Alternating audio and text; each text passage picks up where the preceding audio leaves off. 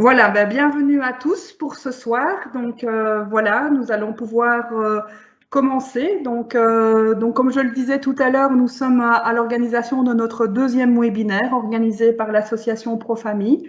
Donc je serai la modératrice de ce soir. Donc pour les personnes qui ne me connaissent pas, je vais me présenter juste en deux mots. Donc je suis Stéphanie Lemestré. Je suis située en Belgique et je suis responsable du programme ProFamille et coordinatrice internationale pour le réseau ProFamille. Donc voilà, mais aujourd'hui, voilà, j'ai l'honneur de faire ce petit exercice avec vous, de vous accompagner pour distribuer la parole et être présent avec vous. Mais tout d'abord, je voudrais vraiment remercier nos différents intervenants qui ont accepté de se joindre à nous pour essayer d'apporter quelques éléments de réponse à cette question, comment la famille peut-elle accompagner l'usager dans le respect de ses droits. Donc ça, c'est vraiment important. Et donc, merci à vous aussi qui nous rejoignez. Comme je le disais, nous attendons plus de 123 participants à ce soir. Mais donc voilà, pour vous, avant de donner la parole aux participants, je vais peut-être un peu présenter qui est avec nous ce soir. Donc nous accueillons tout d'abord Manon. Manon Dion, qui est du réseau Avant de craquer et qui est directrice événementielle et du développement, donc qui nous présentera ce modèle du CAP, très bien connu par certainement beaucoup d'entre vous, mais qui nous fera ce plaisir de nous le présenter.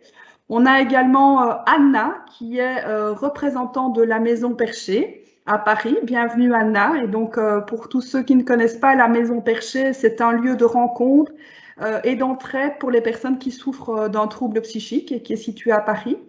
Nous avons également Pascal, qui est une proche et qui est membre de l'association Promesse et également ancienne participante du programme ProFamille.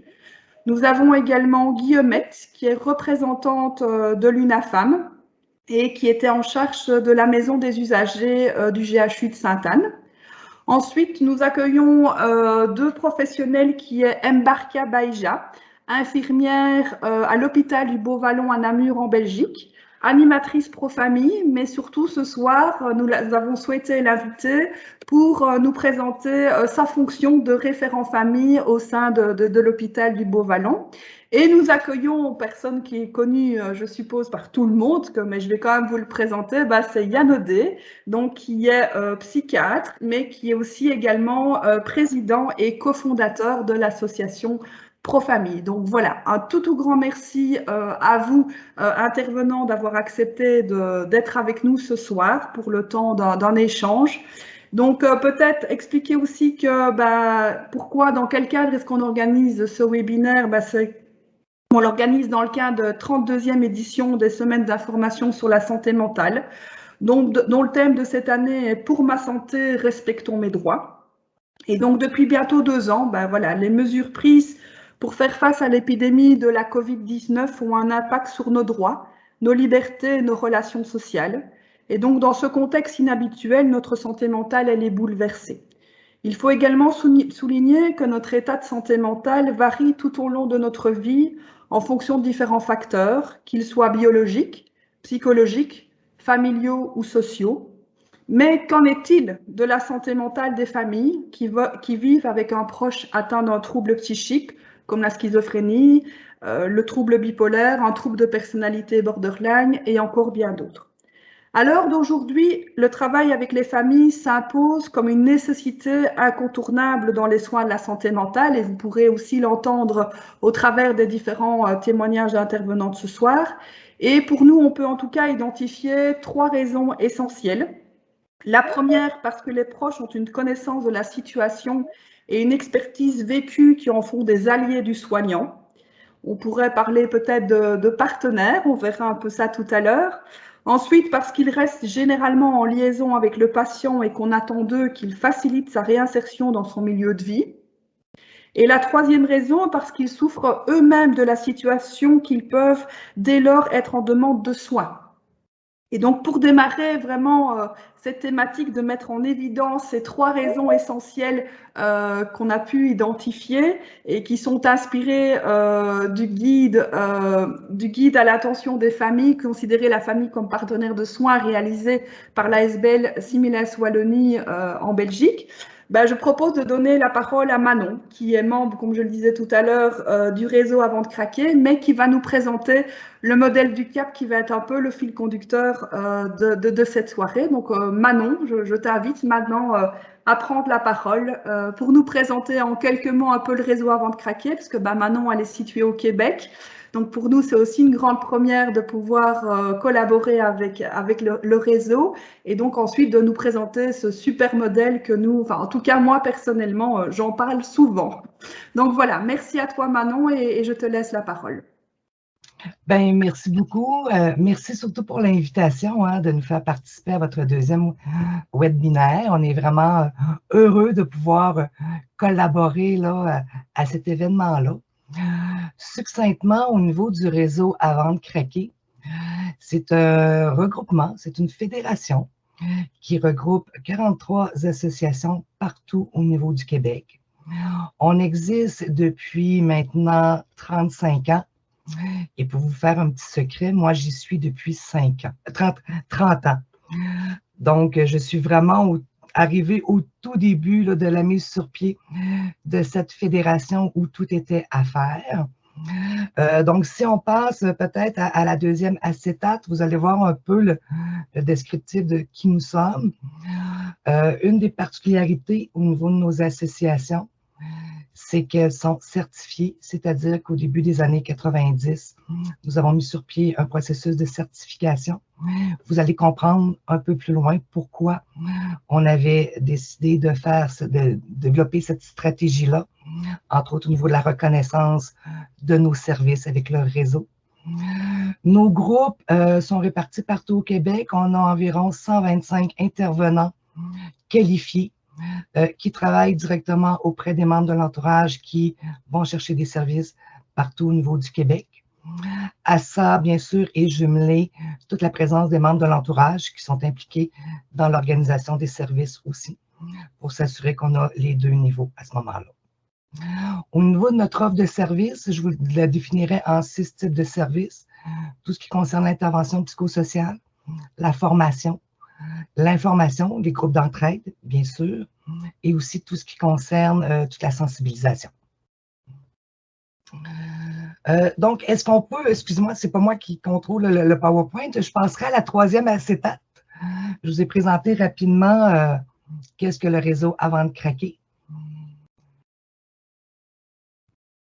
Juste peut-être pour continuer, là, pour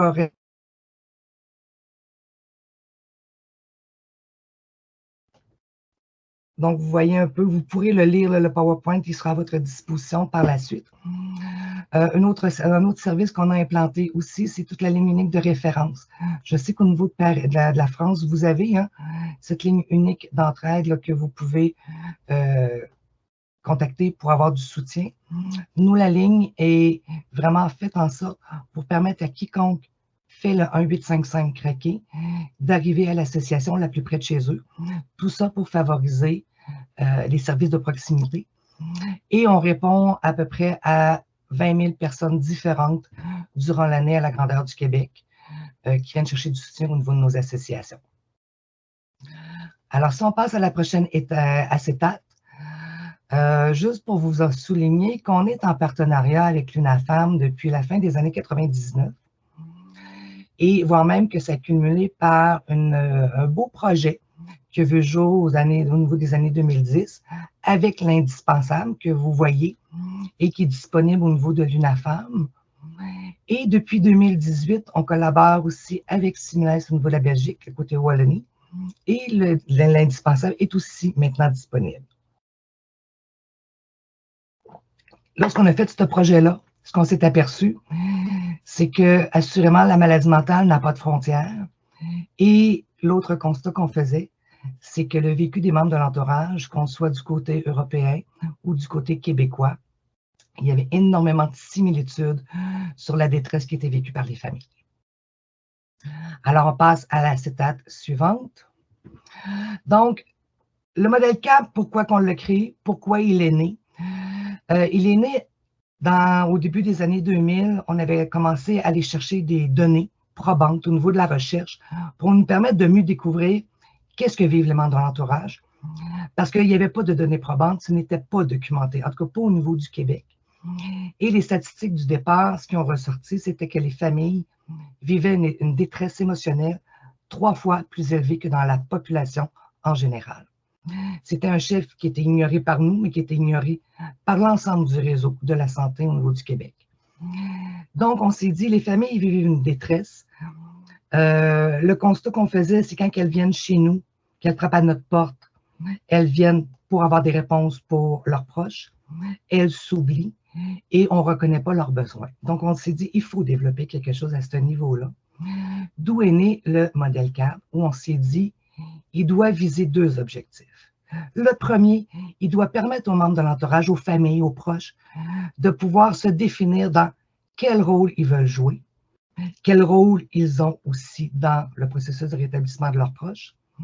Mais on veut aussi que les intervenants du réseau de la santé ou tout autre milieu qui reçoivent les membres de l'entourage prennent conscience du rôle des familles. Donc, ça visait vraiment ces 2 objectifs-là. L'autre spécificité du modèle CAM, c'était qu'on voulait qu'il s'adapte à de multiples clientèles. Parce que, je ne sais pas pour vous, mais pour nous, quand je suis arrivée dans le réseau des familles il y a 30 ans, je vous dirais que notre groupe était composé majoritairement à 80 ou 85% de mères ayant un certain âge, qui avaient un fils ou une fille qui vivait avec la schizophrénie.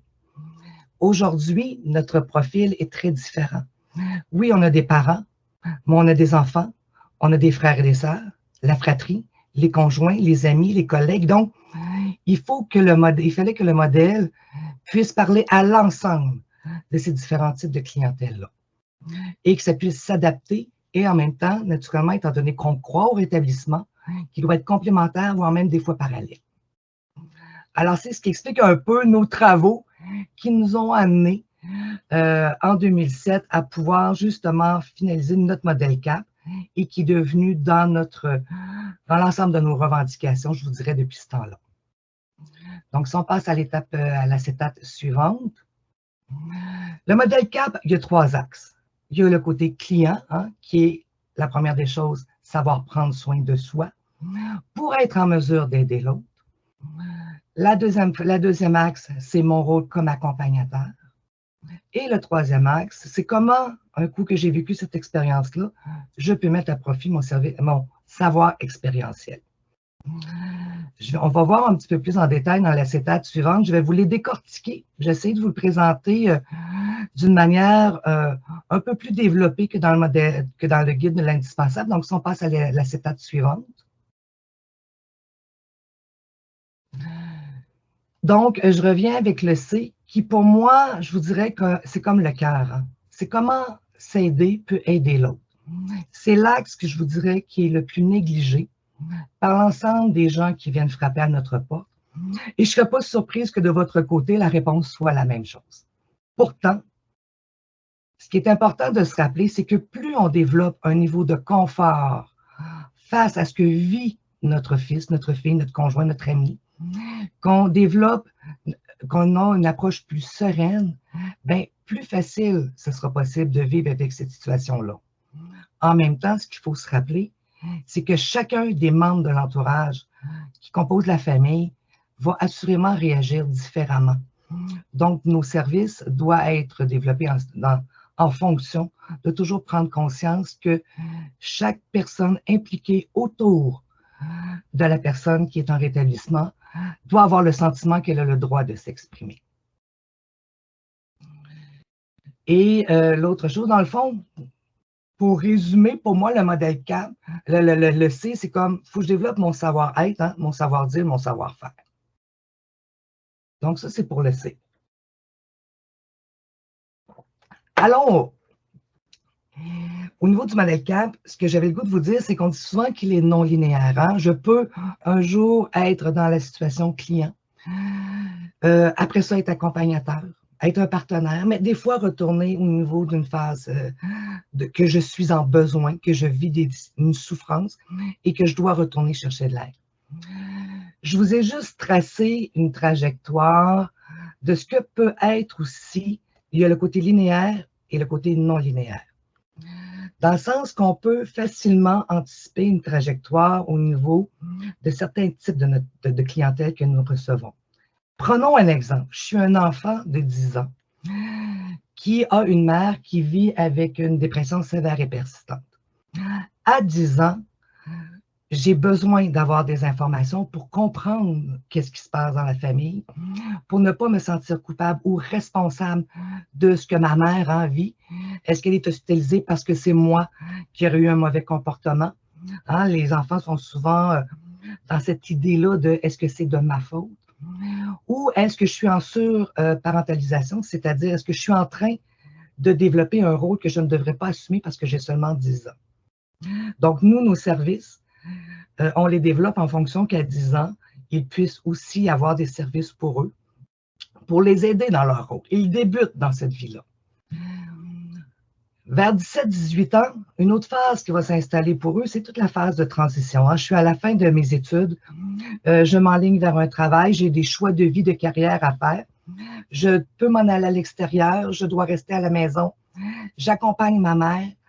Qu'est-ce que je fais? Qu'est-ce que je prends comme décision? Ça n'est un autre moment important que les jeunes peuvent vivre. À 25 ans, vient le moment peut-être de penser à avoir des enfants. J'ai des préoccupations, j'ai des interrogations au niveau de mon hérédité. Est-ce que je vais avoir des enfants? Comment je concilie tous mes rôles? C'est une autre phase. À 50 ans, toute la conciliation que je peux avoir à vivre. Et 60 ans. Vous voyez, il y a une trajectoire où on sait qu'il y a des moments précis dans le développement de la personne qu'elle va assurément avoir besoin de soutien. Et ça, c'est en lien aussi avec ce que vit son proche. Parce qu'il y a ce que nous on vit, puis par rapport à l'autre. Donc, moi, c'est par rapport à ma mère. Donc, chaque personne dans le modèle CAP va se reconnaître et va pouvoir l'adapter pour dire, bon, ben, je suis à la phase de j'aurais besoin de soutien à ce niveau-là. Alors, si on passe à la suivante, le A accompagnateur, un coup que j'ai pris soin de moi, c'est de développer toute la notion de résilience, de lâcher prise.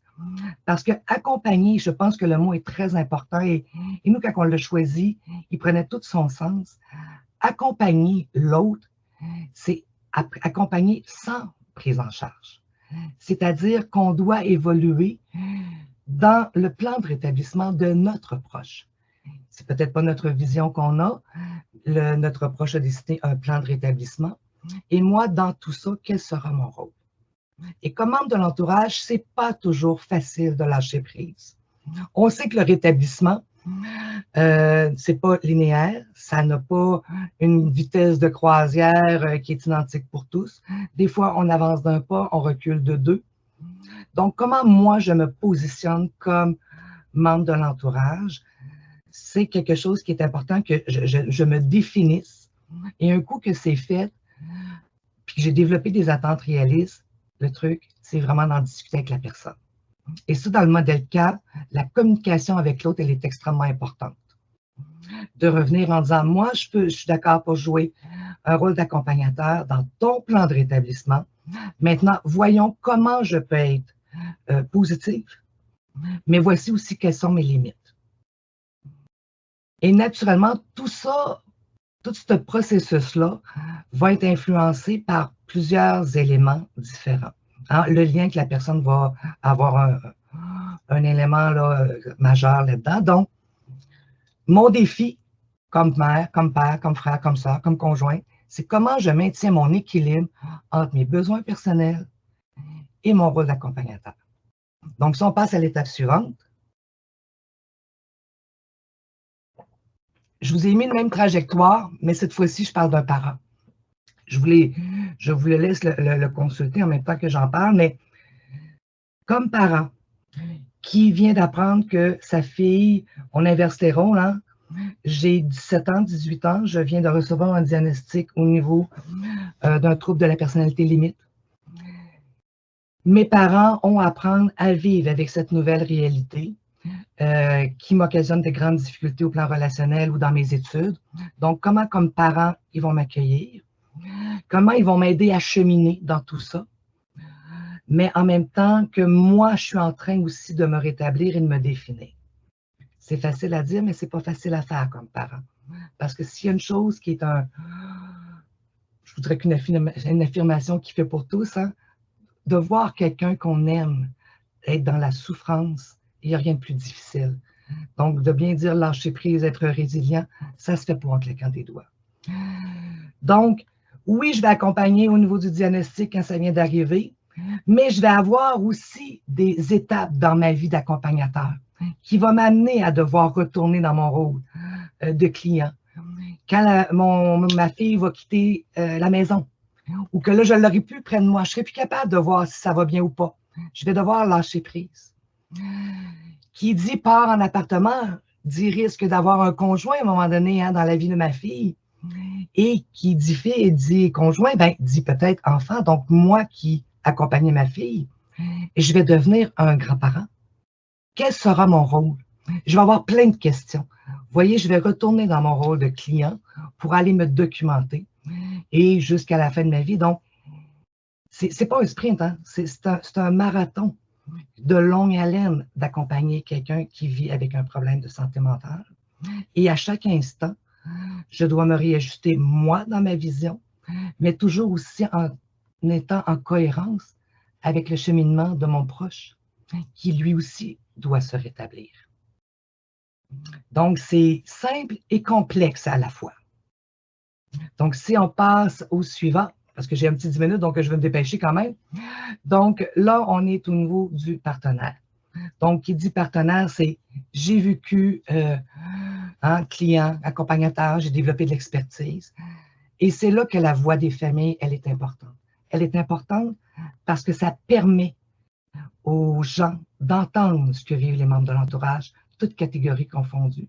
Et c'est important de les écouter parce qu'elles peuvent influencer positivement l'organisation des services, parce que les familles, je pense qu'on peut l'affirmer hors de tout doute, sont un incontournable, voire même, pour faire un jeu de mots, indispensable lorsqu'on parle de rétablissement.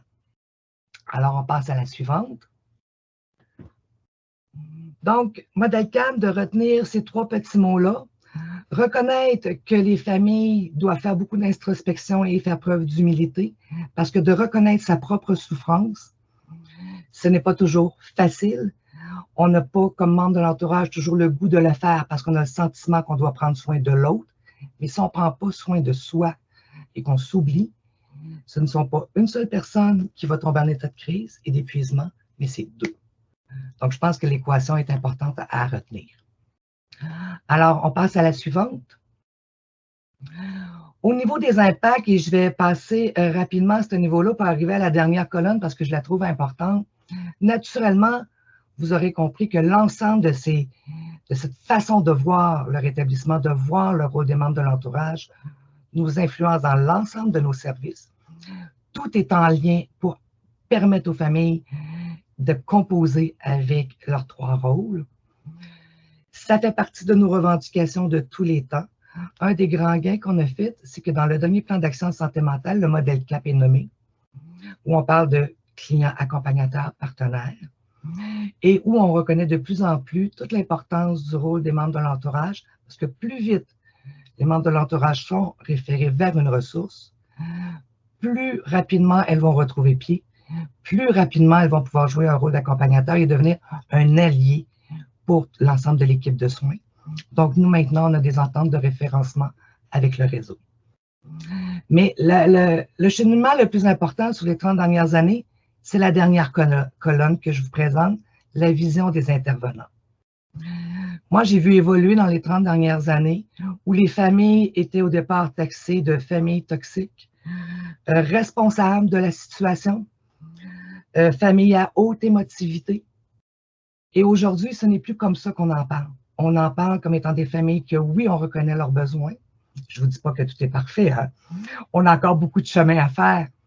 Mais d'entendre des gens comme Marie-Hélène Morin ou Édith Labonté et Marc-André Roy, qui sont deux psychiatres, de dire les familles, c'est important de les impliquer parce qu'elles sont bénéfiques et positives dans le rétablissement de la personne, en autant que la communication est bien établie. Ça devient un allié important pour nous, pour les mêmes éléments qui ont été nommés au départ, c'est que les familles sont là 24 heures sur 24, alors que le personnel n'est pas là tout le temps. Donc, c'est vraiment ce cheminement-là et c'est plaisant de voir cette évolution-là. Donc, en conclusion, je pense qu'il y a des perspectives qu'il faut mettre à l'avant-plan, d'ouvrir le dialogue sur la santé mentale, parce qu'une personne qui a un problème de santé mentale, c'est une personne avant tout qui a un problème et non pas un problème sur deux pattes. Donc, je pense qu'il faut travailler sur les préjugés et les mythes. Il faut reconnaître les membres de l'entourage dans leur rôle, les associer au niveau du reconnaître les bénéfices et travailler en équipe. Et ça veut dire aussi que la personne qui a un problème de santé mentale chemine et reconnaît l'importance aussi d'avoir autour d'elle sa famille. Alors voilà, c'était en gros le concept modèle CAP qu'on a travaillé.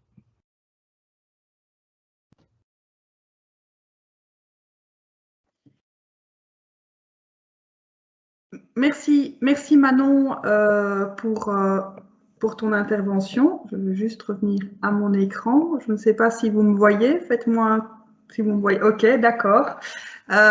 Voilà. Merci à Manon pour vraiment cette présentation qui, pour moi, me fut claire. Donc, ce modèle du CAP, client, accompagnateur, partenaire. Donc, où il y a plein de choses, en tout cas, qui sont évoquées, qui sont vraiment importantes. Moi, j'avais envie de reprendre ces trois termes aussi que tu as dit, c'est reconnaître, associer et le travail en équipe. C'est vraiment aussi dans cet objectif-là qu'on va aussi essayer de travailler ce soir, d'aborder cette question, comme on le disait tout à l'heure, comment la famille peut-elle accompagner l'usager dans le respect de ses droits, donc si on peut déjà. Et donc, peut-être pour démarrer cette table ronde, j'ai envie de donner la parole à Anna. Anna, qui est représentante bénévole à la Maison Perchée. Donc voilà, Anna, toi, en tant que représentante des usagers, qu'est-ce que tu penses? Qu'est-ce que ça évoque un peu ce modèle chez toi de cette place? Voilà, je te laisse la parole. N'oublie pas d'ouvrir ton micro.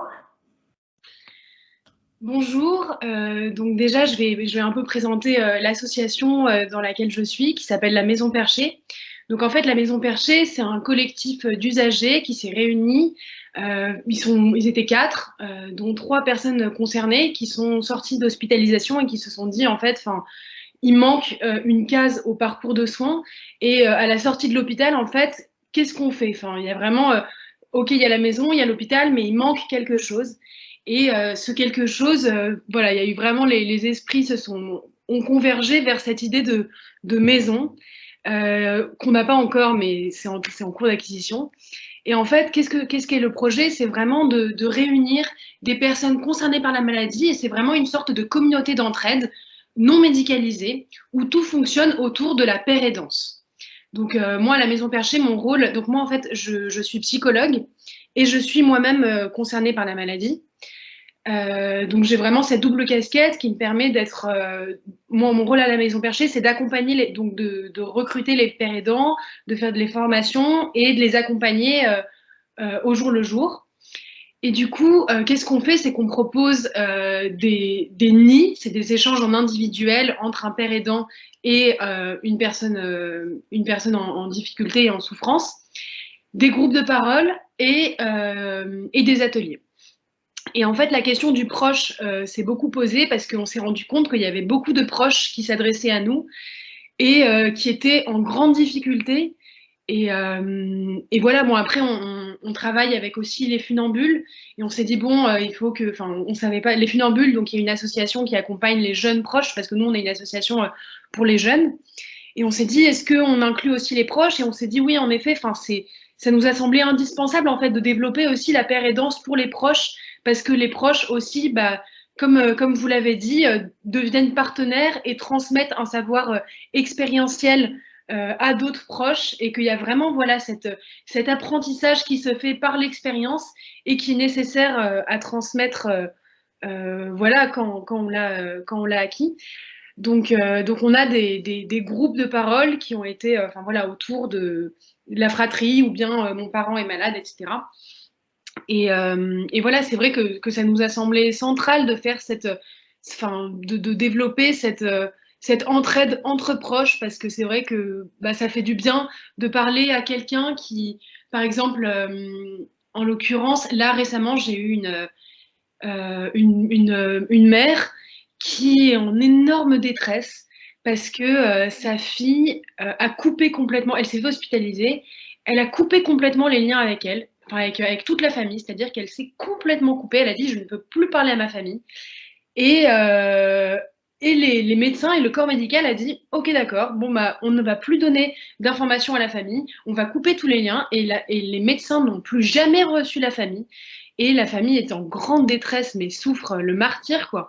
Et ils nous ont contactés en disant, mais enfin, c'est plus possible de vivre ça, en fait. Enfin, on nous a coupé de notre fille et le corps médical a appuyé cette décision sous prétexte du secret médical, qui est un concept en soi important, mais qui est utilisé à tort et à travers et qui, en fait, on parle des droits là dans cette, on parle des droits des patients, mais il y a aussi le droit des familles en fait.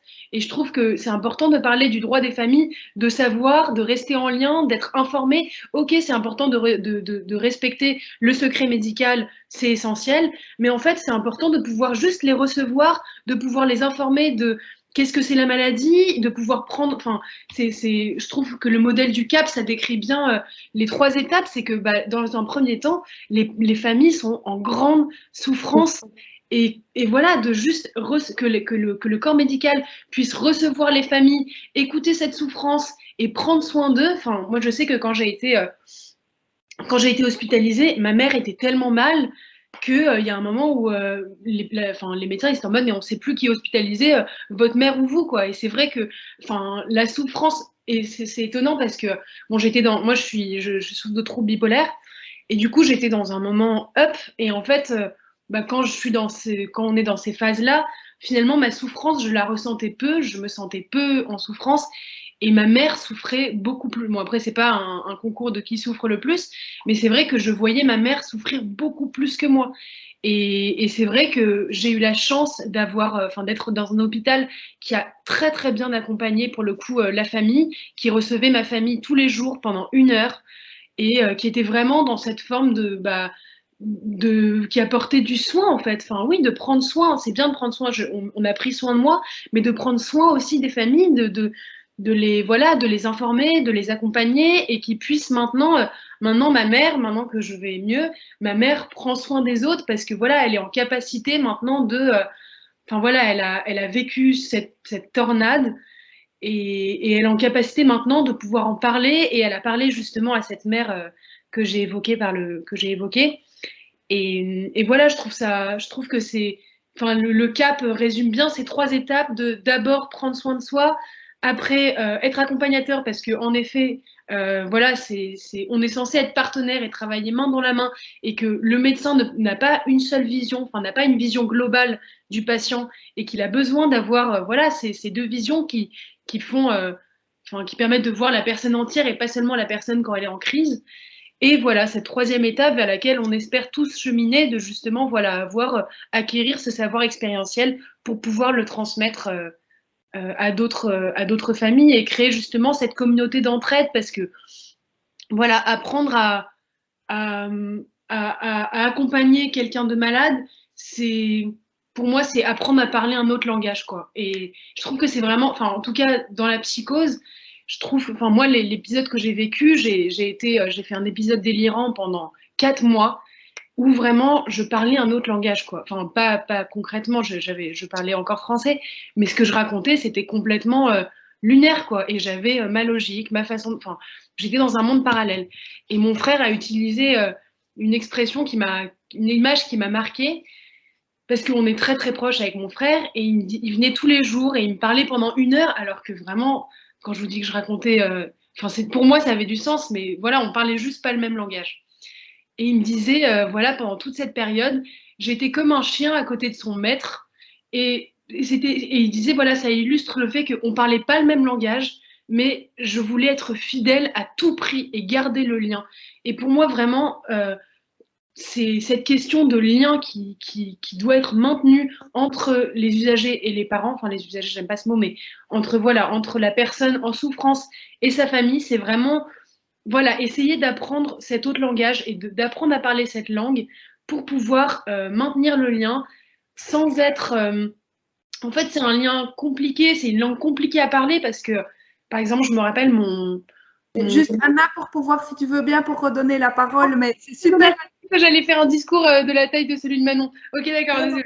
C'est super, franchement, merci, mais c'est vraiment intéressant ce que tu dis et j'avais envie de rebondir par rapport au lien parce que Manon, elle a vraiment mis, moi j'ai beaucoup aimé ce côté de comment trouver l'équilibre entre mon cœur et ma tête, hein, parce que c'est vraiment ça. Et donc j'avais envie peut-être, Guillemette ou Pascal, de vous donner un peu la parole de comment est-ce qu'on peut par rapport… d'avoir maintenu la parole. Je pensais que c'était chacun 15 minutes. Ne te casse pas, Anna, il n'y a pas de souci. Mais voilà, peut-être Pascal, de dire un peu comment est-ce que toi, ce que peut-être évoque ce modèle du CAP, mais aussi comment toi, dans ton parcours de proche, est-ce que tu as pu, comment est-ce que tu peux jouer son rôle aussi d'accompagnateur et de trouver ce juste milieu dans cet équilibre entre le cœur et la tête, quoi, je vais dire ça comme ça. N'oublie pas de rallumer ton micro, Pascal.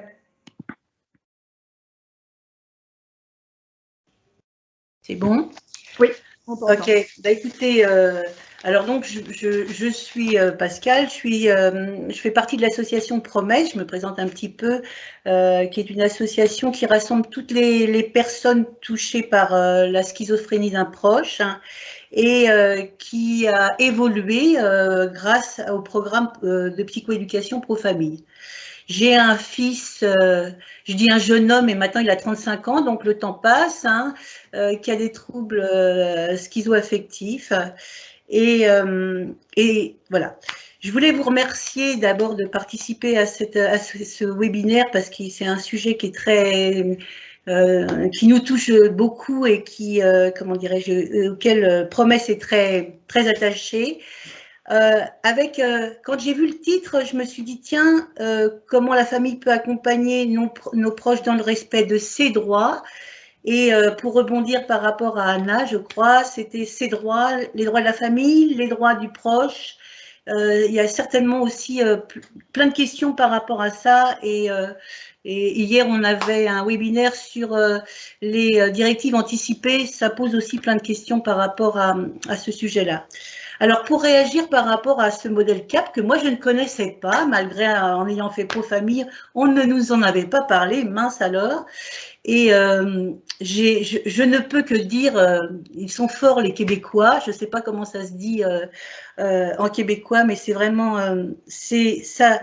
Si vous voulez, quand on voit l'état des lieux en France, même si on sait qu'il y a beaucoup de progrès qui ont été faits, il faut vraiment, on le sait, on est encore loin dans certains lieux de prendre en compte les pensées et les émotions des parents.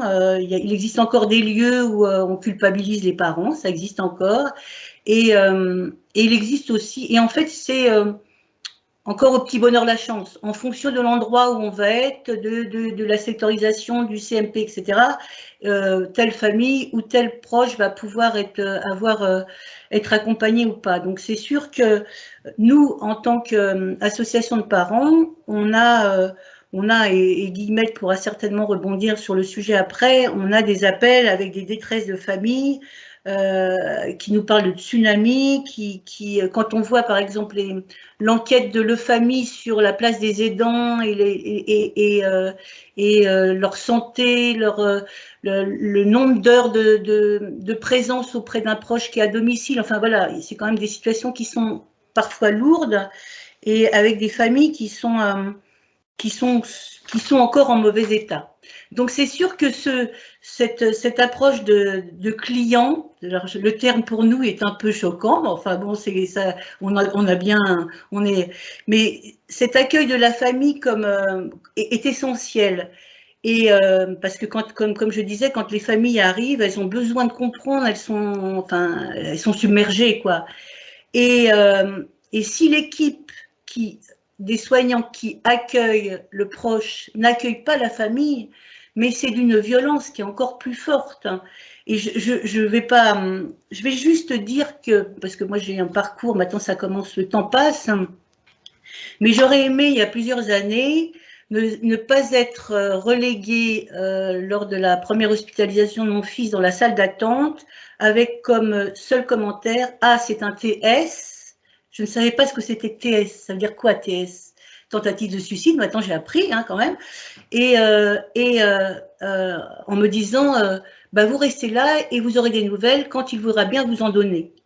Parce qu'il avait 18 ans et que je découvrais qu'à 18 ans, ben on n'avait pas, voilà, il avait 18 ans, il était majeur. Donc, je peux vous dire que par rapport à la culpabilité d'une tentative de suicide, etc., où on ne comprend rien, je veux dire, c'est d'une violence inouïe. J'aurais aimé aussi qu'on me dise ce qui se passait, j'aurais aimé qu'on me dise comment faire, comment parler à son frère, à la famille. Moi, je ne vous cacherai pas que c'était une honte. Un enfant dans mon milieu qui fait une tentative de suicide, donc j'ai gardé ça secret pendant un temps infini pour à un moment donné quand même me dire bon, on va en parler. Enfin, et j'aurais aimé quelques années plus tard, parce que ça m'a beaucoup marqué, alors qu'il était suivi et qu'il commençait à y avoir un suivi un peu plus important, ne pas découvrir sur la boîte de médicaments qui avait été prescrite schizophrénie. J'aurais aimé. Voilà. Donc, ce n'est que quelques exemples, mais vous imaginez donc toute cette violence. Et je me dis, heureusement que les choses bougent et qu'on voit de plus en plus d'équipes qui développent des programmes de psychoéducation. On parlera peut-être de Bref à un moment donné, voilà, qui dans l'accueil des familles lors d'une première hospitalisation, et on parlera aussi certainement de Pro-Famille. Donc voilà, c'est essentiel parce que, je veux dire, c'est violent. Les familles, elles parlent de tsunami, elles ne comprennent pas, en plus de voir une personne qu'on aime souffrir, parce que c'est aussi le cas. Alors après, je voudrais rebondir sur la notion d'accompagnateur, et là encore, sur plusieurs niveaux, parce que c'est vrai que ce que je trouve extrêmement intéressant dans le modèle CAP, c'est que on prend la famille, il y a une réflexion sur comment la famille peut se situer. Et bon, d'abord, c'est vrai que la famille, elle est, enfin, je veux dire, la plupart du temps, c'est elle qui tire le signal d'alarme quand même, qui dit, attendez, il y a quelque chose qui ne va pas. Elle connaît son enfant ou le frère, la sœur, etc. Elle connaît la personne, elle connaît son histoire. Elle est aussi, au début, peut-être pas après, parce qu'à un moment donné, elle est submergée par la maladie, mais elle connaît aussi, elle voit la personne dans sa globalité. Alors que peut-être que lors d'une première hospitalisation, les soignants nous le diront, il y a le côté psychose qui est vu en premier, et pas forcément toute la personnalité de notre proche qui est hospitalisé. Et elle est aussi celle qui reste, celle qui va accueillir le fils, le frère, la sœur, quand il sera sorti de l'hôpital ou quand il n'y a plus de soignants. Et donc, quelque part, c'est quand même, elle est aussi celle qui prend, qui reçoit, qui des fois est bousculée, qui doit rebondir. Et qui sera toujours là, malgré tout. Donc, je pense que c'est rien que pour ça, la famille, elle a sa place dans le parcours de soins. Et puis, on sait aussi, on en parlera plus tard, que l'importance de la présence de l'entourage dans le processus de rétablissement et de l'évolution de la maladie. Donc, pour pouvoir rebondir, parce que oui, le temps je sais, on peut en parler. Ouais. Voilà, on peut en parler des heures, mais c'est vraiment très intéressant. Et je voulais juste rebondir par rapport à ce que tu disais, par rapport au fait de l'accompagnateur, et donc de cette importance d'impliquer la famille dans le rétablissement du proche. Et donc là-dessus, j'avais envie de faire peut-être rebondir peut-être Mbarka, parce que toi, Mbarka, tu as quand même une fonction assez particulière au sein de l'hôpital. Donc, je rappelle que tu travailles à l'hôpital du Beau-Vallon, situé à Namur, en Belgique, et que tu as, que tu as la fonction de référent famille au sein de l'hôpital. Donc voilà, peut-être donner quelques mots peut-être sur cette fonction de référent, mais aussi toi, dans ta pratique de cette fonction-là, comment est-ce que tu impliques la famille? Comment est-ce que tu vois la famille dans le rétablissement du proche? Allume ton micro si tu veux bien. Voilà, je l'ai allumé. Donc, effectivement, la fonction de référent famille, c'est une fonction qui est vraiment récente et j'ai envie de dire qu'elle a quasi… j'ai envie de dire que je suis opérationnelle depuis 1 an, là. Et donc, donc pour le moment, j'ai 19 heures semaine qui sont dédiés à la rencontre des familles. Et donc, je rencontre les familles qui le souhaitent. Et donc, c'est des familles vraiment dont le malade est hospitalisé à l'hôpital du Beau-Vallon. Et clairement, moi, j'ai depuis le départ, le modèle du CAP, c'est quelque chose que j'utilise dans ma pratique. Et maintenant, j'ai envie de te dire que les effets positifs sur ce modèle de CAP, mais c'est d'abord d'avoir quelqu'un au sein de l'hôpital, c'est aussi permettre un relais. Et donc, moi, dès que j'ai une famille qui me contacte, je peux plus vite faire le relais avec les associations comme Profamille, Similaise, UNAFAM, et donc, et, dans la construction que je peux avoir du lien avec les familles que je rencontre, l'une de mes articulations sur laquelle je travaille beaucoup, c'est pouvoir faire une vision partagée, la vision partagée de la famille avec l'équipe de soins. Et donc, clairement, donc moi, j'ai aussi un postulat, j'ai envie de dire, une posture, on va dire, une posture professionnelle qui est d'utiliser une impartialité multidirectionnelle.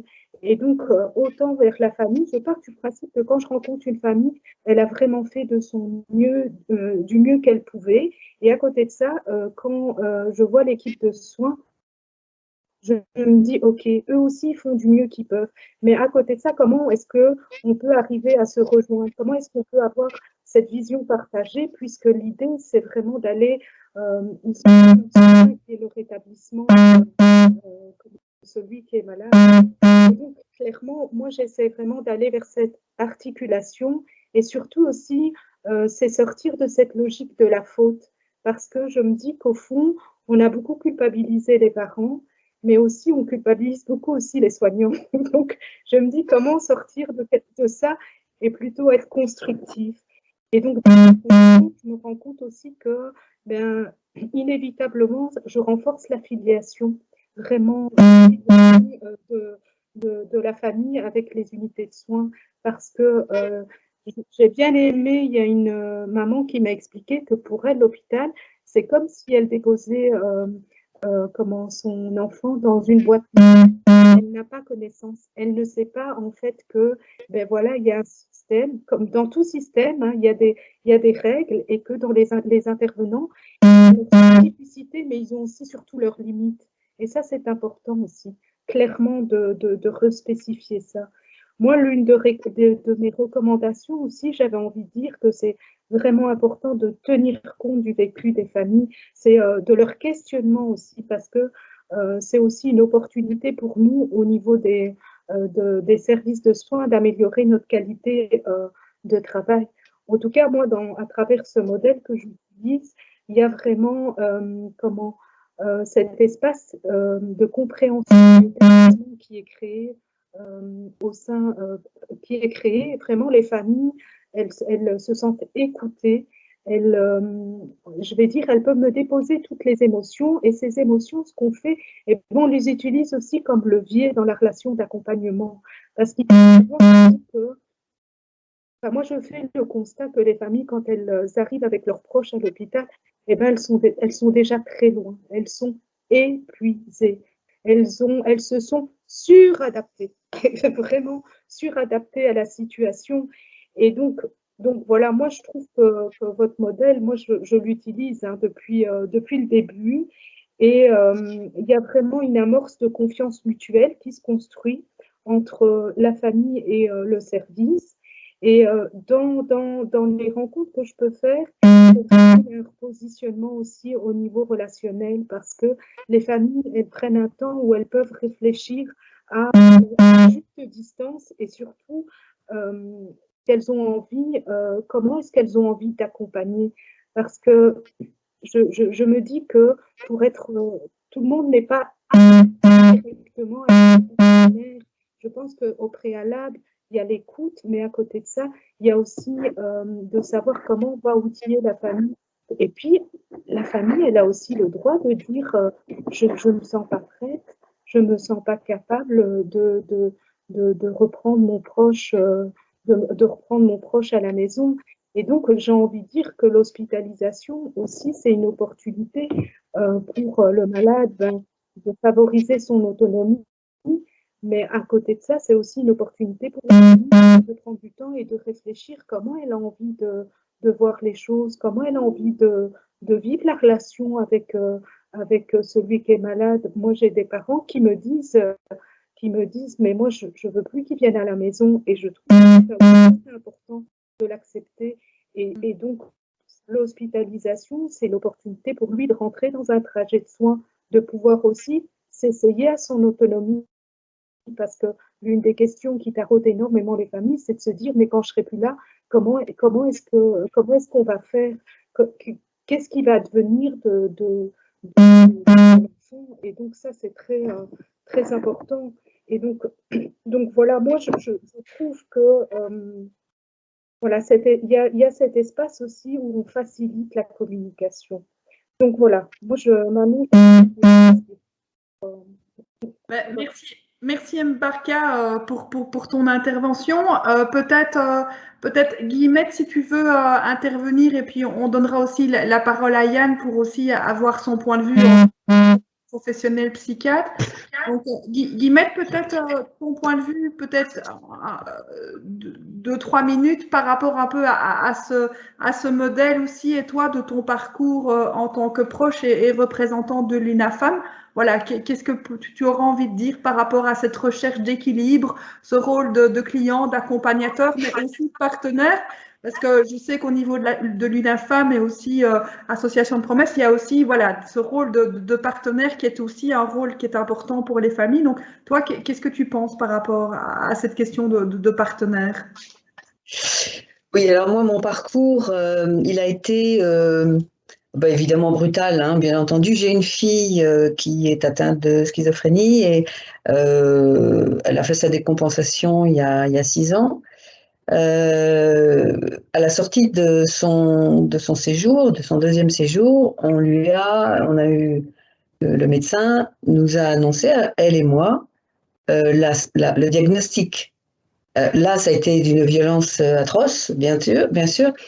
Pour moi, bien sûr, mais je craignais pour elle aussi, en me disant comment va-t-elle réagir. Bon, elle était shootée par les médicaments, enfin, elle a quand même bien entendu le diagnostic. Et à la suite de ça, j'ai été immédiatement mise en contact avec Profamille. Et donc, j'ai fait cette formation Profamille immédiatement après le choc. Et ça a été extrêmement important parce que je me suis sentie aidée, enfin, je n'étais plus seule. J'avais des informations précises, et ça, c'est un élément fondamental dans cette formation de psychoéducation de Profamille, c'est-à-dire savoir ce que c'est que la maladie, ce que sont les médicaments, et surtout aussi l'attitude à avoir, le comportement à avoir dans les relations avec la personne qui est malade. Notre proche, évidemment, l'être le plus cher, bien entendu. Donc, tout ça rassure, les informations, ça rassure. Et à partir du moment où on devient plus détendu, on a forcément un impact positif sur notre enfant. Un autre aspect, c'était évidemment le fait que on était en groupe, et donc le groupe a été c'est devenu une famille pour moi. Et donc, quand on dit qu'il faut penser à soi, effectivement, on a eu des activités ensemble, et on se voit toujours, et on est très, très bienveillants les uns vis-à-vis des autres. On peut parler plus facilement qu'à sa propre famille parce qu'on sait qu'ils comprennent. Voilà. Et donc, étant donné que j'ai été si rapidement aidée, la première chose que j'ai voulu faire, c'était d'aider, j'ai pensé aux familles. Et j'ai adhéré à Promesse et à l'UNAFAM, et je me suis occupée d'accueillir les parents. Donc alors, dans le cadre de Promesse, j'ai répondu à des appels donc de parents en détresse. J'ai eu une formation bref, qui est une formation qui est faite par l'UNAFAM, Et là, c'est pas vraiment de la psychoéducation, mais c'est un accueil des parents. Et ce que j'ai remarqué à chaque fois que j'ai été à cette fameuse, il y a 3 séances, et j'étais donc participante à la 3e séance. Et là, le fait que je sois un peu un témoin, c'est-à-dire moi aussi j'ai vécu ça, ou je vis ça, d'ailleurs on peut le mettre au présent, ça changeait beaucoup la donne pour les parents. Ça les a beaucoup aidés. Voilà. Et donc j'ai aussi, dans le cadre de l'UNAFAM, j'étais à l'accueil, j'ai accueilli c'était pas des familles, mais la maison des usagers, l'UNAFAM, pardon, à l'hôpital Sainte-Anne. Là, c'était pas des parents, c'était des gens qui étaient en détresse eux-mêmes. Alors, quelquefois, c'était un parent, et quelquefois, c'était quelqu'un qui manifestement avait des troubles psychiques. Et je dois dire que je me sentais un peu impuissante, puisqu'il n'y avait pas de cadre. Et je pense que s'ils viennent, c'est parce qu'ils n'ont pas l'écoute suffisante de soignants. Et ça, je pense que c'est un grand manque. Alors voilà, ça c'est les manques qu'il y a dans les soins. Quand quelqu'un est malade, eh bien, il y a un ensemble de choses qui doivent être surveillées. C'est pas seulement les médicaments, mais c'est aussi la formation, de la remédiation cognitive, des TCC, etc. Il y a besoin d'un suivi et d'une aide pour tous les problèmes administratifs que les patients n'ont pas. Donc ça, c'est vraiment quelque chose qui me semble un manque. Et maintenant, en lisant le CAP, je ne connaissais pas non plus le CAP. Évidemment, je m'y suis retrouvée parce que j'ai retrouvé beaucoup d'éléments qu'il y avait dans Propre Famille. Mais il y a un aspect qui maintenant, au bout de 6 ans, apparaît, c'est le besoin de mieux connaître les limites. Je suis un soutien, mais je suis un accompagnateur, mais c'est une charge extrêmement lourde. Et ça, je ne suis pas encore sortie de l'ornière par rapport à ça. Je pense que on aurait besoin, mais je ne sais pas très bien. Il n'y a pas assez d'assistance sociale dans les CMP, alors que c'est vraiment les assistantes sociales qui sont une grande aide. Je veux bien soutenir, mais nous, les parents, on a un rôle trop affectif pour être complètement efficace pour l'autonomie. Et c'est quand même l'autonomie qui est l'objectif, puisqu'on a toujours cette préoccupation, et après moi, que va-t-il se passer? Tout à fait. Merci, Guillemette, par rapport à ça. Peut-être donner la parole à Yann. J'imagine qu'il y a pas mal de choses, Yann, qui sont… Enfin voilà, te connaissant un peu, j'imagine qu'il y a plus d'idées. On a parlé de clients, accompagnateurs, partenaires. On a abordé la question du rétablissement. On aborde aussi le fait d'associer la famille dans les soins. Dans la conversation, j'ai vu aussi apparaître un peu la question du déni par rapport aux proches. Et donc, toi, voilà, en tant que praticien, psychiatre qui a travaillé en hospitalier, mais qui travaille aussi dans ton propre cabinet, quelle place est-ce que tu donnes à la famille? Comment est-ce que tu travailles avec la famille? Quelle place est-ce que tu lui donnes dans la prise en charge, dans le rétablissement de la personne malade? Voilà. La famille, pour moi, ça a toujours été quelque chose de fondamental dès le début. D'abord, pas la famille, le patient, parce que il y a un centre de psychiatres aussi qui n'informent pas les patients de leurs troubles. Donc, à la fois, la première chose, c'est communiquer les diagnostics, demander si la personne veut le savoir, parce qu'il y a des gens qui ne veulent pas le savoir parfois. Si elle ne veut pas le savoir, c'est comprendre pourquoi elle ne veut pas le savoir, c'est lié parfois des préjugés. Et souvent, quand j'ai des patients, je dis, mais votre famille serait peut-être intéressée par avoir certaines informations. Il faut qu'on se mette d'accord ensemble sur ce qu'on peut leur dire. Je n'ai pas à leur dire un certain nombre de choses, il y a le secret médical, mais ça serait peut-être utile qu'ils sachent certaines choses. Et puis on en discute et on va se mettre d'accord sur ce qu'on va dire à la famille. J'ai jamais vraiment vu d'opposition quand on en discute. Parfois, il y a des conflits dans les familles. Puis surtout, si le malade avait un problème de défaut de perception de son trouble, il va ne pas comprendre pourquoi on l'hospitalisait contre sa volonté. Parfois, il peut y avoir des conflits.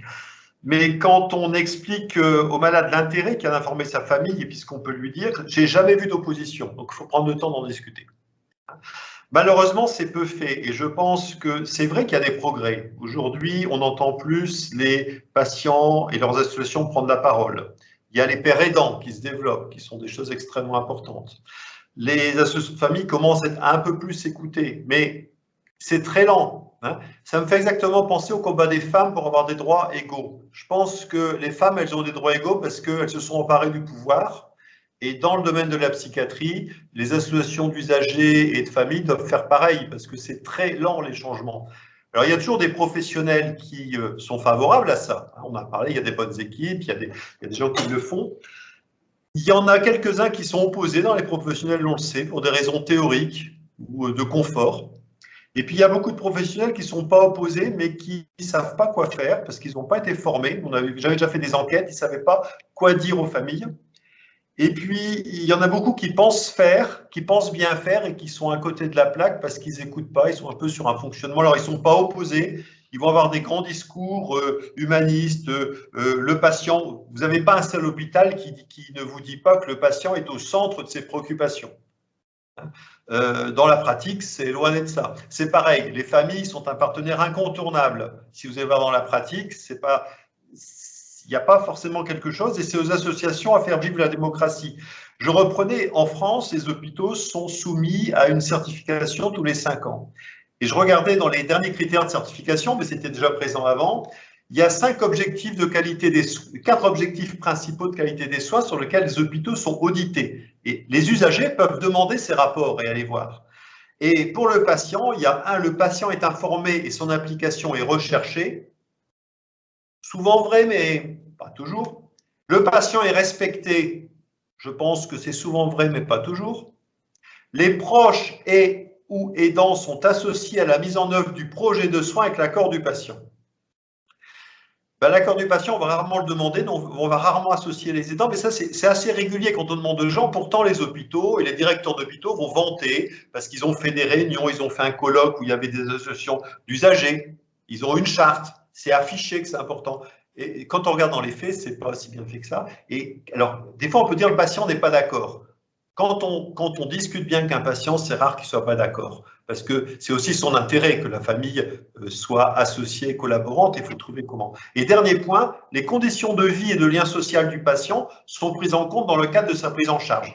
Et comme dans la schizophrénie, la plupart du temps, les conditions de vie, c'est avec la famille. Et là, on voit que c'est rarement pris en charge. On voit des familles qui nous racontent j'ai su qu'il sortait parce qu'on m'a appelé 2 heures avant pour me dire que je viens le chercher. Théoriquement, ça n'est pas autorisé. Les hôpitaux sont certifiés et tous les hôpitaux français vous montrent des résultats de certification excellents. Il faut juste se poser la question pourquoi il y a une telle différence entre ce qui est affiché et la réalité. Et c'est là qu'il y a un pouvoir de citoyen parce qu'il ne faut pas laisser les hôpitaux s'autoproclamer de bonne qualité. Il faut aller voir. C'est le combat peut-être qu'il faut faire pour changer les choses, parce que tout ce qui a été dit, moi je suis plus que 100% d'accord avec. La famille ne va pas toujours être, ça dépend des troubles. Il y a des troubles où la famille est moins au premier plan. Moi par exemple, si j'avais une dépression que je vous ai soignée, je dirais d'abord, vous parlez à ma famille si je suis d'accord, et puis c'est d'abord moi qui décide. Dans des troubles comme la schizophrénie aussi, mais sauf qu'on sait que quand le malade ne perçoit pas ces troubles, lorsqu'il est complètement à côté de la plaque, lorsqu'il est complètement délirant, complètement halluciné, qu'on n'arrive pas à faire quelque chose, il va bien falloir faire quelque chose avec la famille, surtout que des fois, c'est la famille qui a demandé l'hospitalisation. Donc, ne pas l'associer, c'est aberrant. Mais il y a du mal dans les pratiques, donc je pense qu'il faut imposer ce genre de formation qu'on a comme ce soir, il faut les répéter. La psychoéducation des familles, c'est important, mais je vais donner quelques chiffres. Le programme Confamille, qui est vrai, alors, pour petite histoire, c'est un programme qui est d'origine québécoise, qui n'a plus aucun rapport avec ce qu'était la version d'origine au Québec, puisque au Québec, c'était quelque chose de très rudimentaire. On l'a vraiment fait évoluer pour le rendre efficace. Programme Profamille, on démontre que c'est efficace, que quand les familles font ça, il y a 2 fois moins de tentatives de suicide de malade, il y a 2 fois moins de jours d'hospitalisation du malade. Les familles ont 4 fois moins de jours d'arrêt de travail. La moitié des familles qui viennent sont déprimées dans nos échelles, la moitié. Et à la fin, il y en a la moitié de cette moitié ne l'est plus.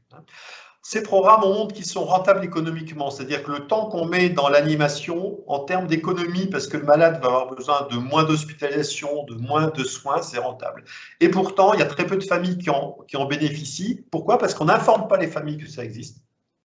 et parce que dans certains endroits, les hôpitaux disent qu'il n'y a pas les moyens, y compris certains médecins, parce qu'ils ont plein de priorités. Je peux vous dire, pour travailler longtemps à l'hôpital, pour savoir comment ça se passe, les moyens, on les a.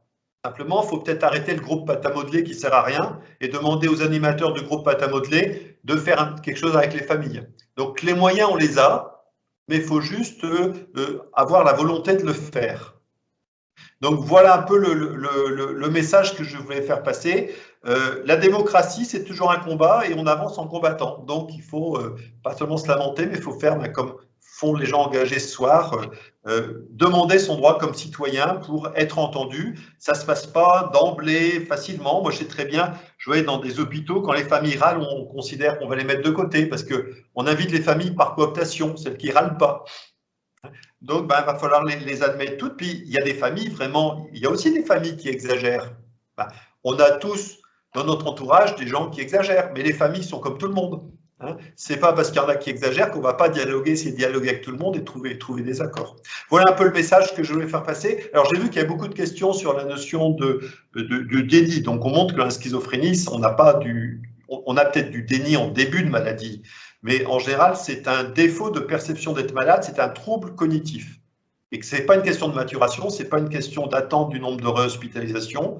Il va falloir l'aider, il y a des techniques pour ça. Techniques qu'on apprend dans Profamille, techniques pour lesquelles les soignants se forment aussi. Des fois moins bien que dans Profamille, parce que Profamille, c'est une formation très longue pour les familles. Et moi, je vois que souvent, les familles sont plus compétentes que les soignants, c'est ce qu'on appelle l'approche motivationnelle. Et je vois qu'on fait plein de formations aux soignants dans ces approches-là. Le nombre d'heures de formation qui ont été données, c'est phénoménal. Il y a certains soignants qui acquièrent, il y en a beaucoup qui, malgré les formations, ne comprennent pas. Et on voit des fois des familles plus compétentes qui savent gérer la situation. Donc, c'est important. Je pense qu'on passera par la formation des familles parce que dans certaines pathologies comme la schizophrénie, ça va être elles qui vont être beaucoup moteurs pour faire pression, pour aider leurs proches aussi à savoir revendiquer ses droits.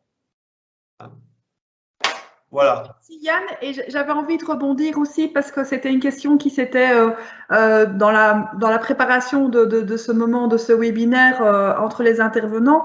Il y avait aussi un peu la question, et on est souvent confronté pour les familles, au secret professionnel, secret médical, la déontologie, de savoir, est-ce que je peux savoir si mon fils, la nuit de mon proche s'est bien passée, est-ce que je peux avoir telle information. Donc toi, peut-être en tant que psychiatre, comment est-ce que tu te positionnes par rapport à cette question? Alors, il y a beaucoup de médecins qui ne comprennent pas ce que c'est que le secret médical. Il est évident qu'il y a des choses qu'on ne va pas raconter aux familles. Mais dans les cas graves, d'abord, il n'y a pas d'opposition à transmettre à des proches. D'abord, si le malade est d'accord, il n'y a pas d'opposition, premièrement. Alors, il y a des médecins qui disent « moi, je ne vois la famille qu'en présence du malade ». Non, il n'y a aucune loi qui dit ça. Et je me souviens toujours à un moment, une maman qui avait été très gênée parce qu'elle venait d'apprendre qu'elle avait un cancer du sein. Et elle dit, il faut que j'annonce à mon fils, mais il est fragile et tout. Je voulais en parler à son psychiatre pour savoir comment l'annoncer, à quel moment. Le psychiatre n'a jamais prétendu l'avoir sans la présence de son fils. Alors justement, elle voulait lui en parler avant. C'est des psychiatres qui ne sont pas compétents, parce que le rôle d'un psychiatre, c'est d'être à l'écoute, d'écouter puis de trouver les solutions. Donc, le secret médical, bien sûr, il y a des choses qu'on ne peut pas dire, mais comme donner un exemple. On sait que la psychoéducation des familles, c'est indispensable et que si une famille ne bénéficie pas d'un programme psychoéducatif efficace, prouvé, c'est une perte de chance pour le malade. Or, en médecine, on a une obligation, non pas de résultat, mais de moyens. C'est-à-dire qu'il est du devoir du médecin de s'arranger à ce que la famille ait au moins une offre de psychoéducation valable. Pour ça, il va falloir qu'il rencontre la famille d'une façon ou d'une autre et qu'il communique avec. S'il ne donne jamais de diagnostic, s'il ne veut pas l'avoir, ce n'est pas possible. Donc, le médecin qui refuse de voir la famille pour en parler un peu pour cette chose-là, il est en faute par rapport à l'obligation déontologique de moyens. C'est ça qu'il faut mettre, parce que lui, il met le secret médical. Mais le secret médical, ce n'est pas un secret. Il y a des choses, des communications normales qu'on va dire. Quand vous avez votre enfant qui a un grave accident de la route et qu'il arrive aux urgences, on n'imagine pas l'urgentiste qui dise aux parents « je ne peux rien vous dire, je ne peux pas vous dire si c'est dans le coma ou non, parce qu'il y a le secret médical, il y a du bon sens ». J'ai l'impression que parfois en psychiatrie, il y a certains psychiatres qui n'ont pas ce bon sens-là, qu'ont parfois certains médecins généralistes ou médecins urgentistes. Il faut peut-être faire réfléchir là-dessus. Mais en tout cas, moi, je n'ai jamais eu de problème. Centrer le secret médical, je demande, j'en discute aux patients avant. je discute avec lui de ce qui est intéressant de dire, parce que des fois, il ne sait pas forcément, de ce que je vais dire ou pas. Et puis, des fois, il y a des choses, je lui dis, c'est ça, c'est vous qui allez le dire. Mais c'est intéressant que vous le disiez comme ça. Hein. Et puis, moi, je vais donner des compléments. Donc, il y a moyen d'informer les familles sans trahir le secret médical. Si le médecin, par contre, n'a pas de bonne volonté, il va toujours trouver qu'il y a des raisons de ne pas informer. Mais dans ce cas-là, c'est manque à l'obligation déontologique de moyens. Ok, merci Yann. Peut-être Anna, je te vois hocher de la tête par rapport à ce que Yann vient de dire. Toi, par rapport en tant que membre de la Maison Perchée, comment vous réagissez par rapport à ce secret médical vis-à-vis des proches? Peut-être, n'oublie pas de rallumer ton micro. J'hochais beaucoup la tête justement par rapport à l'histoire que je vous ai racontée, que j'ai trouvée complètement lunaire, de vraiment mise à l'écart de la famille, ou sous le nom du secret médical, on a vraiment coupé les liens avec la famille. Et c'est vrai que je trouve ça important de respecter le droit du secret médical, mais ça ne doit pas être une raison d'exclure la famille, et que voilà, on doit essayer de, comme dit Yann, de conjuguer entre le respect du secret médical, mais aussi enfin oui, comme vous dites, de faire, c'est du bon sens en fait. On peut pas exclure la famille, et on peut la tenir informée. En fait, j'ai l'impression que c'est un peu une crainte et c'est un peu une maladresse et on préfère tout barricader et se dire ah non mais c'est tellement important le secret médical, on le met sur un piédestal comme si alors que non en fait, enfin on peut pas, enfin c'est tragique de couper avec la famille. En fait, si on veut protéger le patient, en fait, c'est pas du tout le protéger que d'exclure sa famille et de respecter enfin voilà, de vouloir les mettre à distance comme ça. Donc voilà, nous, alors à la Maison Perchée, par rapport aux familles, en fait, on reçoit peu de familles et leurs, enfin voilà, soit on reçoit les familles, soit on reçoit les personnes concernées. On fait pas de thérapie familiale ou des choses comme ça. Mais voilà, du coup, la question du secret médical ne se pose pas particulièrement. Et ouais, voilà. Ok, merci Anna. Je vois Yann, tu relèves la main, tu voulais… Oui, parce que je vais une question qui est posée, qui est tout à fait juste. C'est que la famille a effectivement plein d'informations à donner. Et encore là, ne pas recevoir les familles, c'est risquer de faire des erreurs dans le diagnostic et le plan de soins. Des fois, on fait des projets, on ne tient pas compte de la réalité. Et que là aussi, quand le psychiatre ne reçoit pas la famille, il manque à l'obligation déontologique de moyens. Parce que pour mettre en place une prise en charge correcte et traitement correct, il faut avoir toutes les informations.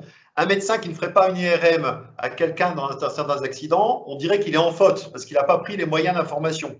Un psychiatre qui n'écoute pas la famille, dans certains cas, va aussi faire une faute professionnelle. Et ça, je pense que si on sensibilisait les psychiatres à ça, peut-être qu'ils seraient plus attentifs à écouter les familles. Ok. Merci Yann de cette petite précision. Peut-être, Pascal, il y avait une question tout à l'heure dans le chat que Alexandra et Valentine reviennent vers moi, puisque le temps avance, il est déjà 21h20. Il y avait un peu, je voulais peut-être adresser à Pascal et Guillemette aussi, il y avait cette question un peu, quels sont nos droits en tant que famille? Donc c'est sûr qu'on ne va pas pouvoir peut-être tous les énumérer parce qu'il y en a énormément, mais vous, Pascal et Guillemette, en tant que représentant d'associations de famille, mais aussi en tant que proche, s'il y avait un droit que vous deviez identifier, que vous auriez envie de transmettre aujourd'hui avec les gens qui nous ont rejoints pour ce webinaire, qu'est-ce que vous auriez envie de dire en quelques mots? Peut-être Pascal pour commencer? Alors, le droit d'être informé, voilà, et de pouvoir avoir des consultations conjointes avec la personne proche malade et des consultations aussi dédiées aux familles. Hein. Donc ça, c'est vraiment important. Le droit aussi d'être, comment dirais-je, d'être formé. Donc on a parlé de psychoéducation, de comprendre ce qui se passe, de savoir, d'avoir des tas d'informations au fur et à mesure pour pouvoir mieux communiquer et mieux soutenir notre proche. Hein. Le droit aussi de pouvoir de temps en temps se reposer, Donc, d'avoir des services autour de nous auxquels on peut s'adresser on peut guillemets parler d'assistante sociale. On est tous à devoir gérer. Il y a très peu de SAMSA, très peu de services d'accompagnement de vie sociale. Donc, en fait, le job coaching, les case managers, en fait, ce sont les parents qui font tout ça actuellement, qui sont là, tel Shiva à gérer des tas de choses. Donc, le droit à être soulagé aussi. Voilà. Ok, merci Pascal. Il y a déjà pas mal de droits que tu as énumérés, mais qui sont tout à fait justes. Peut-être qu'un autre, Guillemette, tu aurais envie d'en rajouter un ou deux par rapport à ce que Pascal vient de dire. N'oublie pas de rallumer ton micro.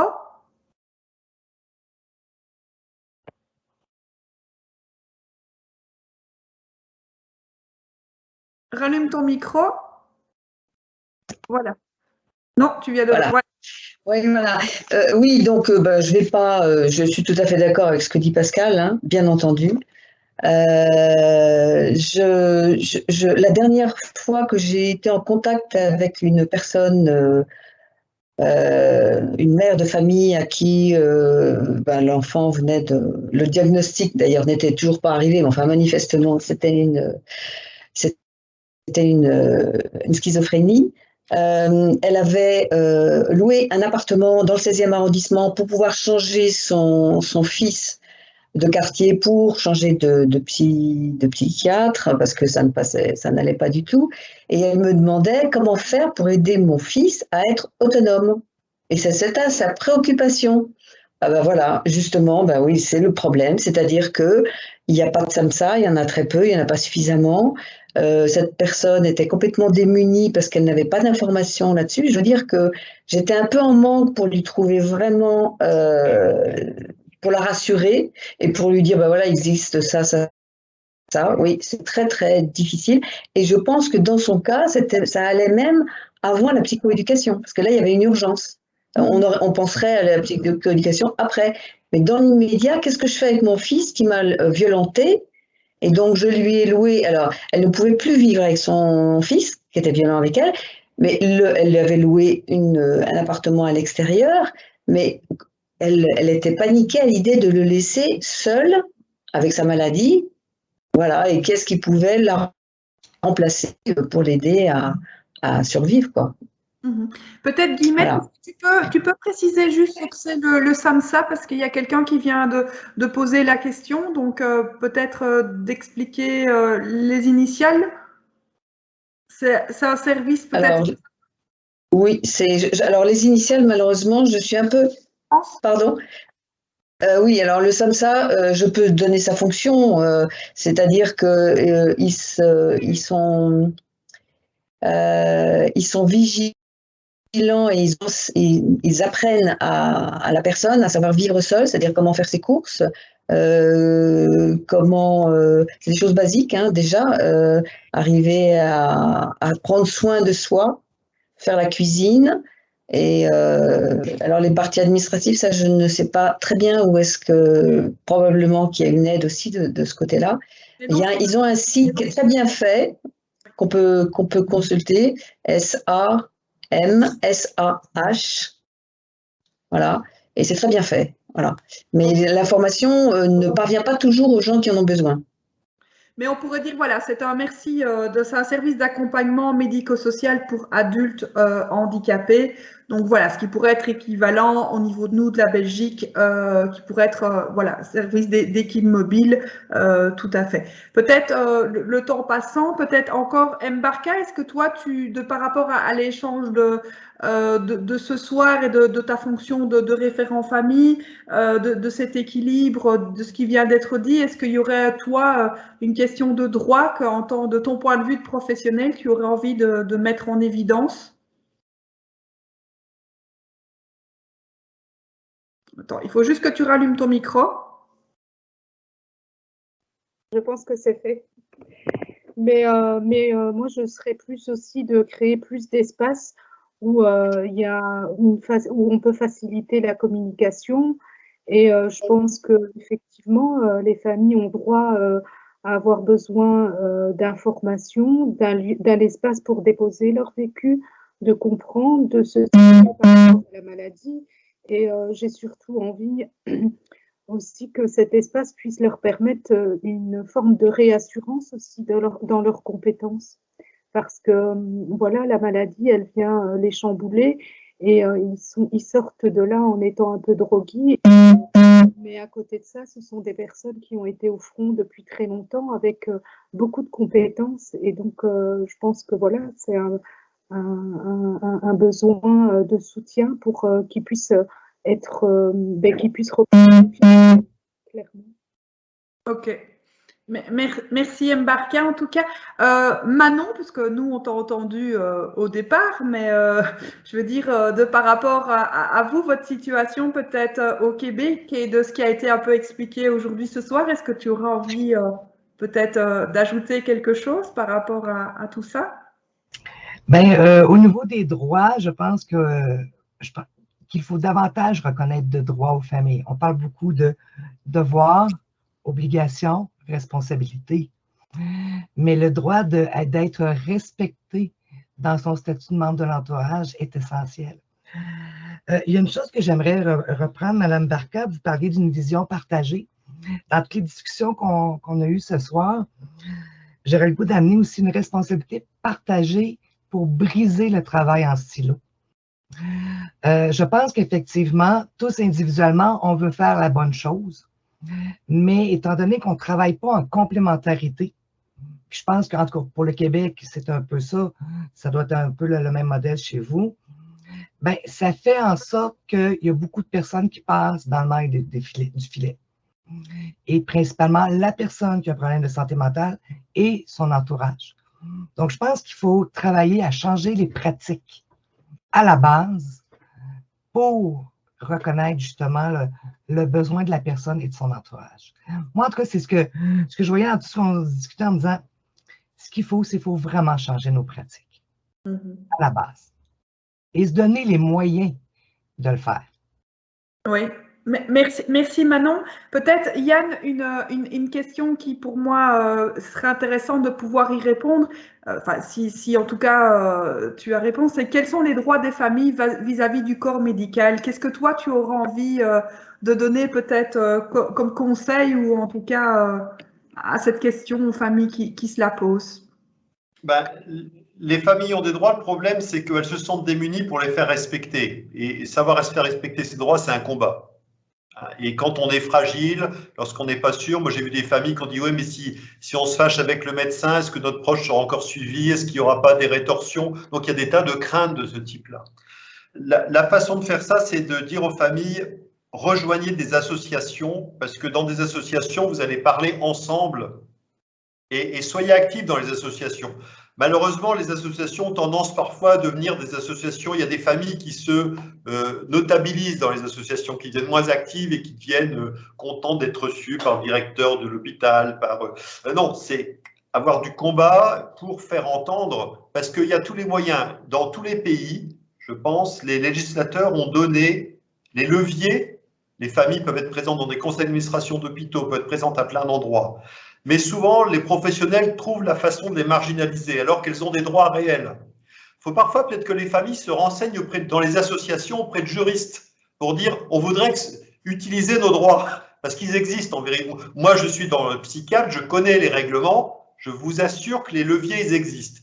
Juste qu'ils ne sont pas utilisés parce que les familles sont démunies, sont souvent pris par leurs problèmes initiaux. Mais dans les associations, on a le recul, on est ensemble. Et puis, on peut avoir des professionnels juridiques qui peuvent les aider à les prendre.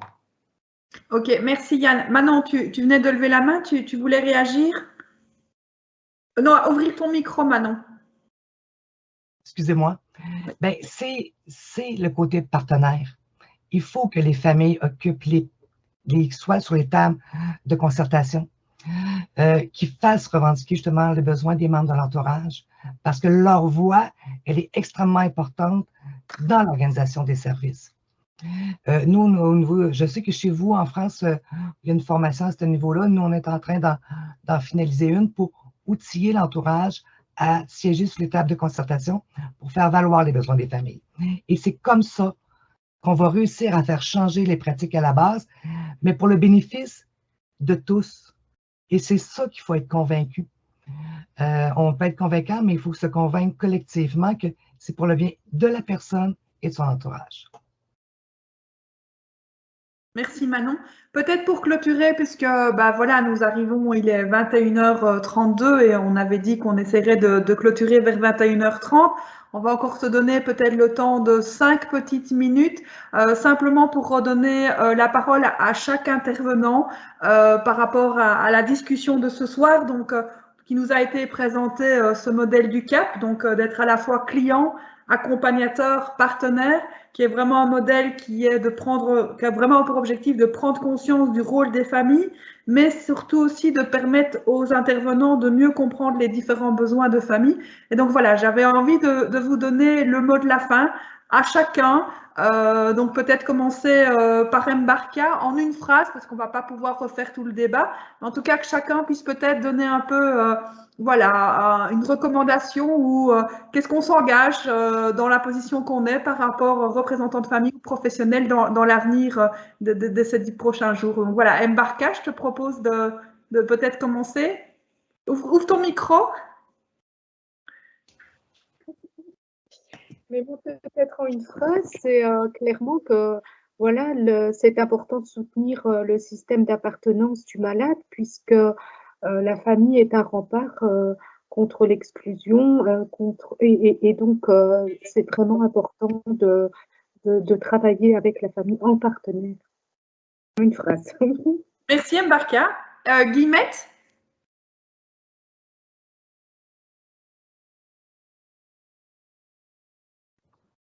Oui, moi, je vais revenir toujours à cette idée d'un besoin de soutien que les parents, enfin les proches, ils sont là et ce sont des soutiens, ces accompagnateurs, mais c'est vrai qu'on n'a pas tellement la voix au chapitre.